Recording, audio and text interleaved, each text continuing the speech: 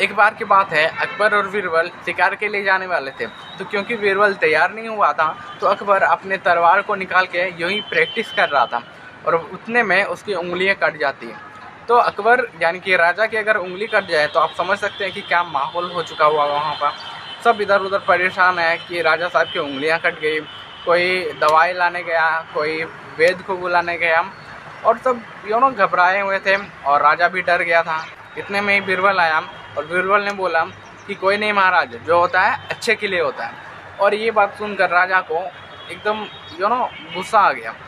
राजा बोला कि मेरा इधर उंगली कट चुकी है और तुम्हें मजाक सूझ रहा है, तुम बोल रहे हो जो होता है अच्छे के लिए होता है। तो राजा ने क्या किया, सिपाही को बोला कि जाओ इसे उल्टा लटका दो और उल्टा लटका के इसे सुबह में फांसी दे देना। अब इतने में वैद्य आते हैं और राजा साहब की उंगली पर पट्टी करते हैं और राजा साहब निकल पड़ते हैं शिकार के लिए। शिकार में जा ही रहा होता है कि राजा साहब थक चुका होता है और वो एक पेड़ के नीचे आराम करने के लिए बैठ जाता है और बैठते बैठते वो नींद लग जाती है उसको और वो राजा साहब सो जाते हैं। और उन दिनों आदिवासियों का त्यौहार चल रहा था। तो आदिवासियों का ऐसा था कि उसे उनका जो देवी था, देवता था, उनको एक इंसान को बलि चढ़ाना होता था। तो उन लोग निकल पड़ा था जंगल में, कोई इंसान मिलेगा तो उसे बलि चढ़ाने के लिए ले जाएंगे। आदिवासी जैसे ही आता है उसे राजा साहब दिखते हैं कि ये तो सोया हुआ है यहाँ पे, तो राजा साहब को उठा के ले जाते हैं। और जैसे ही ले जाता है तो राजा साहब को तो नींद खुल जाती है। वो एकदम घबराए हुए हैं राजा साहब कि ये क्या हो रहा है मेरे साथ। और आदिवासी का दूसरा भाषा है तो वो समझ भी नहीं सकता है और ना ये कुछ बोल सकता है। तो वो घबराए हुए हैं।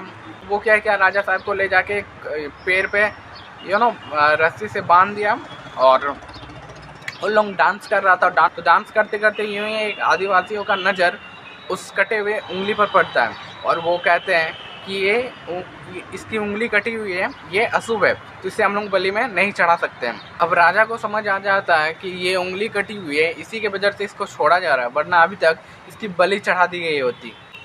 अब आदिवासी लोग बोलते हैं कि ये अशुभ है, इसलिए इसको जंगल के बाहर छोड़ दो। तो जैसे ही उसको जंगल के बाहर छोड़ जाता है तो राजा को ये ख्याल आता है कि वो बीरबल को फांसी में लटकाने के लिए बोला था, तो कहीं उसकी फांसी तो नहीं लटका दी गई।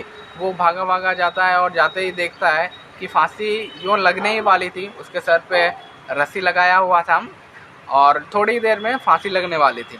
तो वो भागा भागा जाता है और बीरबल के पैर में गिर जाता है और बोलता है कि माफ़ करना, मुझसे बहुत बड़ी गलती हो गई, मैं तुमको समझ नहीं पाया, तुम्हारे बातों को समझ नहीं पाया कि जो होता है अच्छे के लिए होता है। बीरबल बोलता है कोई नहीं महाराज।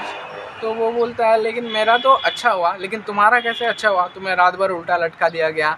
तो वो बोलता है नहीं महाराज, जो होता है अच्छे के लिए होता है। तो महाराज फिर घबरा जाते हैं, फिर गुस्सा आ जाते हैं, बोलते क्या तुम पागल हो क्या यार, जो होता है क्या अच्छे के लिए होता है, तुम्हारे इसमें क्या अच्छा हुआ, तुम रात भर टंगे हुए थे उल्टा। तो यहाँ पर बीरबल बोलता है कि नहीं महाराज, जो होता है अच्छे के लिए होता है। अगर कल मुझे यह सज़ा नहीं मिली होती तो मैं आपके साथ होता और मैं भी वहाँ पे आराम कर रहा होता और हम दोनों को वहाँ से उठा के ले जाते। तो अगर आपको बलि नहीं चढ़ाते, आपकी उंगली कट चुकी है इस वजह से, तो मेरे को तो बलि चढ़ा देते क्योंकि मैं पूरा फिट था। तो मेरे लिए ये अच्छा हुआ कि मैं यहाँ पर था तो मुझे फांसी नहीं लगी और आप वहाँ से निकल पड़े। तो राजा को समझ आया और वो भी इस बात को दिल से मानने लगा कि जो होता है अच्छे के लिए होता है। हम भी ऐसे लाइफ में कई बार कई सारे प्रॉब्लम को देख के इतना घबरा जाते हैं और लगता है कि हमारे साथ क्या हो रहा है, लेकिन आप अपने दिल से मानिए कि जो होता है अच्छे के लिए होता है। और कई बार हम इतने छोटे छोटे प्रॉब्लम्स को लेकर इतने चिंतित रहते हैं और जब वो परेशानी हमारी ज़िंदगी से निकल जाती है तो हमें लगता ही नहीं कि वो भी प्रॉब्लम भी थी हमारे लिए। इसलिए आप भी इस चीज़ को मानिए कि जो होता है अच्छे के लिए होता है।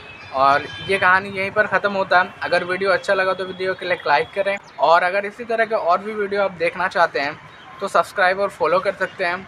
Thank you.